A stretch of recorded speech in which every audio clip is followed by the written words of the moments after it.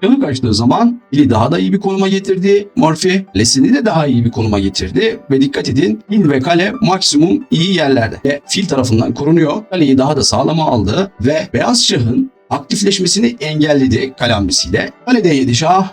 Şah B6. Bakın burada D7 piyonunu alamıyor çünkü fil gidiyor. O yüzden file önlem alması gerek. Fil D6 şah. Şah H4'e şimdi de C5. Eğer bunu alırsa piyonun buradan güle oynaya terfi ettiğini görebiliyoruz. Fil F3. Her fırsatı bulduğumuzda geçer piyonumuzu süreceğiz. Aldı piyonu. Kaleyle şah. Şah G3'e giderse filin yoluna geçti. Kaleyi tekrar geri çekip yine şah çektik. Açarak şah yaptık. Şah kaçtıktan sonra kale kazanıyor burada. Kale F4'e o yüzden fil G4 yapacak. Çıkmazda kaldı ve piyonu bir kere daha sürdü Morphy. Anderson G3 yapsa bile arkadaşlar burada kale G4'ten sonra terk ediyor. Çünkü H-G4'e C2 yapıp piyonun terfi etmesini kale engelleyemiyor. O yüzden Anderson burada terk ediyor.